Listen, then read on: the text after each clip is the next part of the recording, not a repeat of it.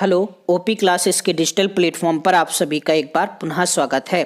आज हम लोगों को पढ़ने हैं 10 अगस्त 2020 के मोस्ट एक्सपेक्टेड करंट अफेयर्स। तो चलिए शुरू करते हैं और देखते हैं पहला प्रश्न है, निम्न में से किस मीडिया सर्विस प्रोवाइडर ने भारत में अपना हिंदी यूजर इंटरफेस लॉन्च किया है? तो हाल ही में नेटफ्लिक्स ने भारत में अपना हिंदी यूजर इंटरफेस लॉन्च किया है। अगर बात की जाए नेटफ्लिक्स की तो स्थापना हुई थी 1997 में, जबकि इसके संस्थापक थे मार्क रेडोल्फ तथा रीड हॉस्टिंग्स।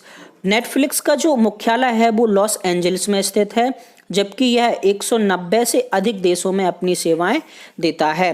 वर्ष 1999 से नेटफ्लिक्स ने सदस्यता सेवा भी शुरू की थी। नेटफ्लिक्स जो है वो विवादों से भी कई बार घिरा रहा। वर्ष 2004 में एक दिन में असीमित मनोरंजन का झूठा दावा पेश करने पर भी विवाद में रहा, जबकि वर्ष 2015 में इस पर कॉपीराइट उल्लंघन का भी आरोप लगा था।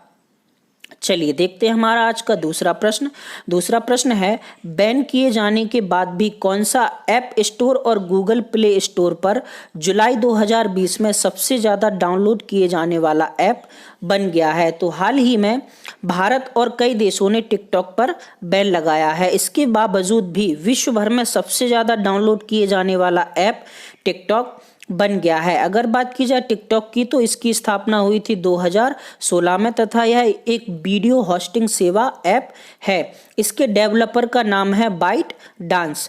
चीन में निर्मित इस ऐप का वर्चस्व चीन में नहीं है तथा यह 150 से अधिक देशों में उपलब्ध है, जबकि 75 भाषाओं में काम करता है। चलिए देखते हैं हमारा आज का तीसरा प्रश्न है, 9 अगस्त को विश्व भर में कौन सा दिवस मनाया जाता है? तो 9 अगस्त को विश्व भर में मनाया जाता है विश्व आदिवासी दिवस। वर्ष 1982 में 9 अगस्त को आदिवासियों को लेकर संयुक्त राष्ट्र की एक बैठक का आयोजन हुआ था। इसी के तहत वर्ष 1994 से प्रतिवर्ष 9 अगस्त को विश्व आदिवासी दिवस मनाया जाता है। प्रतीक के तौर पर बांग्लादेश के एक चकमा लड़के रिवांग दीवान का प्रयोग किया जाता है। चलिए देखते हैं हमारा आज का चौथा प्रश्न है, दिल्ली सरकार के द्वारा घोषित इलेक्ट्रिक वाहन नीति के अंतर्गत इलेक्ट्रिक कारों की खरीद के लिए कितने लाख रुपए तक की प्रोत्साहन राशि देने की बात की गई है? तो हाल ही में दिल्ली सरकार ने इलेक्ट्रिक वाहन नीति के अंतर्गत इलेक्ट्रिक कारों के लिए 1.5 लाख रुपए प्रोत्साहन राशि देने की बात की है। इसके अलावा टू व्हीलर तथा ई रिक्शा पर 30,000 रुपए की प्रोत्साहन राशि दी जाएगी। इस योजना के तहत दिल्ली में प्रदूषण कम करने की तैयारी कर ली गई है। इसी योजना के तहत दिल्ली सरकार पूरे राज्य में 200 से अधिक चार्जिंग स्टेशन लगाएगी। चलिए देखते हैं हमारा आज का पांचवा प्रश्न है, निम्नलिखित में से किस राज्य ने औद्योगिक नीति 2020 की घोषणा की है? तो हाल ही में गुजरात राज्य ने औद्योगिक नीति 2020 की घोषणा की है, जिसके तहत प्रतिवर्ष 8,000 करोड़ रुपए का अतिरिक्त खर्च आ जाएगा।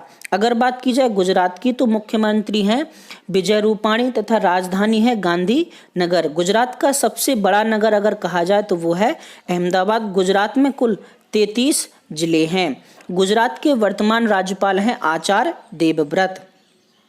चलिए देखते हैं हमारा आज का अगला प्रश्न, छठवां, डेली यूज्ड प्रोडक्ट बनाने वाली किस घरेलू कंपनी ने बच्चों की देखभाल करने वाले 8 प्रोडक्ट को लॉन्च किया है? तो हाल ही में डाबर कंपनी ने, डेली यूज्ड प्रोडक्ट बनाने वाली एक कंपनी है डाबर, इसने बच्चों की देखभाल करने वाले 8 प्रोडक्ट लॉन्च किए हैं।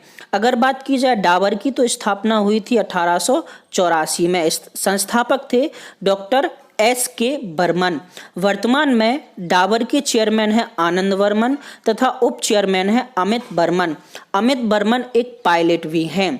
डाबर कंपनी 250 से अधिक उत्पाद बनाती है तथा 60 से अधिक देशों में इसके उत्पाद बेचे जाते हैं।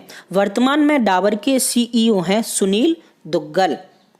चलिए देखते हैं हमारा आज का अगला सातवां प्रश्न है, आजाद भारत के इतिहास में संसद में पहली बार महिला सदस्यों की संख्या कितने के पार पहुंच गई है? तो हाल ही में संसद में महिला सदस्यों की संख्या 100 के पार पहुंच गई है। लोकसभा में 78 महिला सांसद तथा राज्यसभा में 25 महिला सांसद हो गए हैं।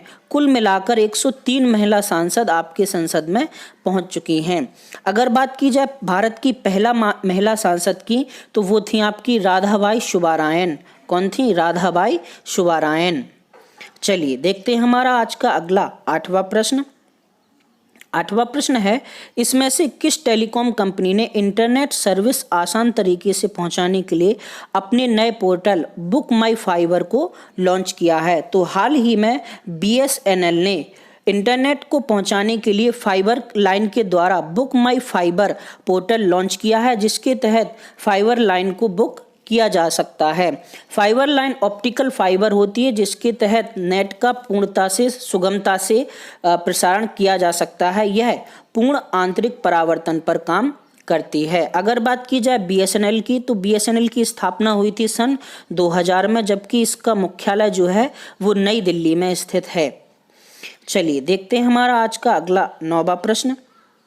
9वां प्रश्न है, निम्न में से कितने कोविड-19 महामारी के कारण तनाव में कर्ज लेने वाले आधारकर्ताओं के लिए ऋण पुनर्गठन योजना को मंजूरी दी है? तो हाल ही में RBI ने कोविड-19 की वजह से तनाव में रहने वाले आधारकर्ताओं के लिए ऋण पुनर्गठन योजना को मंजूरी दी है। चलिए देखते हैं हमारा आज का अगला प्रश्न।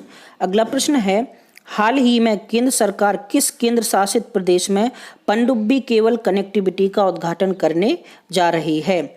तो हाल ही में अंडमान निकोबार द्वीप समूह में केंद्र सरकार पनडुब्बी केबल कनेक्टिविटी का उद्घाटन करने जा रही है, जिसके तहत हाई स्पीड ब्रॉडबैंड सेवा उपलब्ध कराई जाएगी। अगर बात की जाए अंडमान निकोबार द्वीप समूह की, तो अंडमान निकोबार द्वीप समूह की स्थापना हुई थी 1 नवंबर 1956 को। अंडमान निकोबार द्वीप समूह में कुल 572 द्वीप शामिल हैं।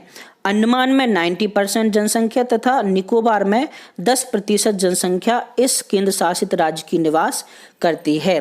अगर बात की जाए अंडमान निकोबार की राजधानी की, तो वो है पोर्ट ब्लेयर, और पोर्ट ब्लेयर में सेलुलर जेल स्थित है। आपको बता दें कि पोर्ट ब्लेयर में ही सबसे पहले सुभाष चंद्र बोस ने 1943 में तिरंगा फहराया था। इन्होंने पोर्ट ब्लेयर में यूनियन जैक झंडे को उतारकर तिरंगा झंडा फहराया था। सेलुलर जेल की स्थापना हुई थी आपकी 1897 में, जिसमें 694 कोठियां हैं। इसी सेलुलर जेल को कहा जाता है काला पानी की सजा। 9 अगस्त 2020 का क्वेश्चन ऑफ द डे था आपका, भारत में निम्नलिखित में से किसके अंतर्गत पंचायती राज प्रणाली की व्यवस्था की गई है? तो पंचायती राज प्रणाली की व्यवस्था की गई है नीति निर्देशक तत्वों के तहत। और सही उत्तर देने वालों में हैं मिर्कल कंपटीशन क्लासेस, वैभव श्रीवास्तव, सोनाली मौर्य, मयंक मौर्य, ब्रजेंद्र राजपूत, राघवेंद्र राजपूत, जितेंद्र कुमार, राजा भैया तथा संगम। सभी को बहुत बहुत बधाई। आज का हमारा क्वेश्चन ऑफ द डे है, निम्नलिखित में से किस नदी को वृद्ध गंगा के नाम से जाना जाता है? महानदी, कावेरी, गोदावरी या ब्रह्मपुत्र? तो ये था आपका 10 अगस्त 2020 का करंट अफेयर्स का सेशन। आज के लिए इतना ही, धन्यवाद।